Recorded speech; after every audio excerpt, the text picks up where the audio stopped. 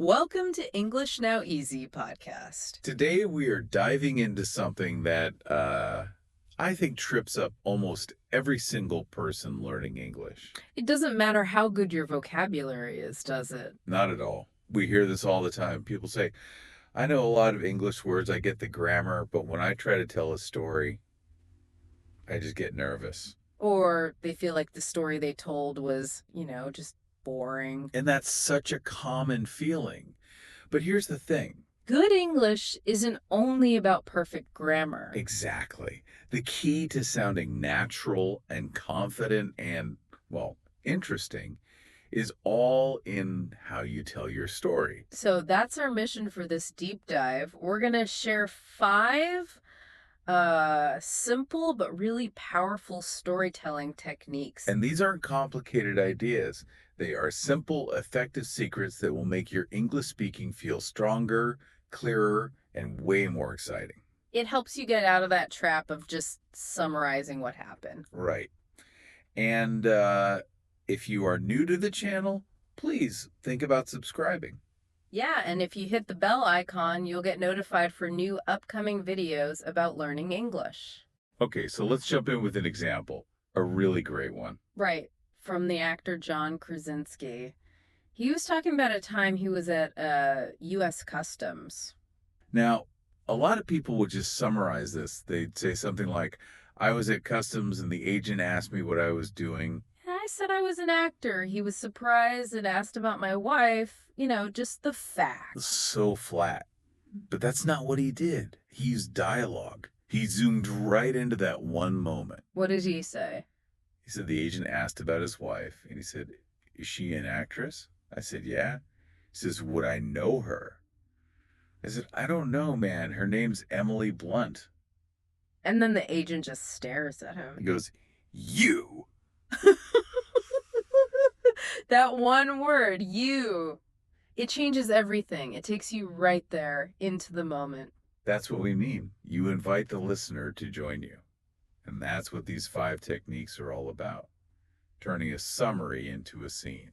And the best part for learners is you don't need complex sentences to do this. Not at all. You just need the right focus. Okay, so let's start building that scene. Technique number 1 is location. This is maybe the easiest way to get your listener engaged. You just start by stating the physical place where the important thing happened. It's almost like a psychological trick, isn't it? The moment I say I was sitting in my living room, your brain starts to picture your living room. Precisely. You don't have to do all the work describing things. Just say conference room or on the bus, and the listener does the heavy lifting. They're already there with you. But what about details? I mean, don't good stories have details? That's a great question. Mm-hmm. And it's where beginners often go wrong. They give too many small, unimportant details. Like, the table was brown and the floor was made of wood? Exactly. It's just clutter. Yeah. All you need is the location. Keep it simple. Got it. So we have the place. But if we're just standing there, the story isn't moving. We need action, right? We do. And that takes us right to technique number 2. Actions. Mm-hmm. What were you physically doing in that moment? So we skip all the boring background stuff. Yes. Jump straight to the most important part. You create forward momentum. So instead of a long setup, you could just start with, I open my laptop and start reading a message. Or I'm standing in line at the airport and I'm searching for my passport. The action tells the listener that something is about to happen. And this is a huge confidence booster for learners. It is, because using simple, strong verbs is much easier than trying to build complicated sentences. It's the difference between I was getting ready to leave and I grabbed my keys. But I'm like stronger. Okay, so we know where we are and we know what we're doing. Now for the really interesting part. Technique number 3, thoughts. You have to share what was going on inside your head. The raw thoughts. The hopes, the fears. Even the crazy, messy thoughts you have when you're nervous or excited. Is that really important? Sharing your worries? It's the secret sauce. because we all have thousands of those kinds of thoughts every day. When you share yours, the listener thinks, "Oh, I have thoughts like that too." Yeah. It makes you so much more relatable. So instead of just saying, I was excited to meet my crush, You say what you were actually thinking. like, this is gonna be so cool. I finally get to see her. See the difference?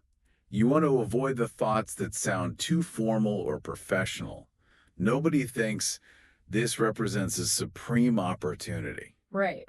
You share the real, honest stuff, the juicy thoughts. And that leads us straight into technique number 4, which is emotions. Now, the mistake here is just to state the emotion right. I was happy, she was sad. Right. It's boring and it's not visual. It doesn't create a picture. So we have to show the emotion. Yes. You describe how that emotion looked on your body or on your face. You describe the physical signs. This seems great for learners because remembering a simple action like, I took a deep breath, is easier than finding the perfect word for relieved. It is. So let's try it. Instead of saying, I was relieved. You could say, I leaned back in my chair and let out this huge sigh. Perfect. Or don't say, he was anxious. Say, he kept tapping his pen on the table. He kept looking up at the clock. Exactly. And when you focus on those simple action words, any small grammar mistakes you make don't even matter because the listener's already seeing the picture you're painting. Okay, so we have location, action, thought, and shown emotion. What's the last one? The last one is maybe the most powerful. Technique number 5, dialogue. Using the exact words someone said. Yes. It's so simple, but it makes any story more interesting. It breaks up your narration. And it changes the energy, the tempo of the story. Totally. So instead of summarizing, my friend was very disappointed, you use his actual words. My friend slammed his hand on the table and said, Philip, what on earth was that? See? It's a little shock of energy. Yeah. You just need to pick the lines that are, concise and catchy, not the long, boring stuff. So let's put it all together. There's a great story from an entrepreneur, Sarah Willingham. Right. She was in a really important business meeting. She walks into the room. That's the location. A lawyer from the other company looks up at her and uses this piece of dialogue. He says, oh, thank goodness. Mine's white with 1 sugar, please. He just assumed she was there to get the coffee. A huge, dismissive assumption. So what does she do? She used action and showed emotion. She walked over, made his coffee, made her own, and sat down at the table. And she described it like this.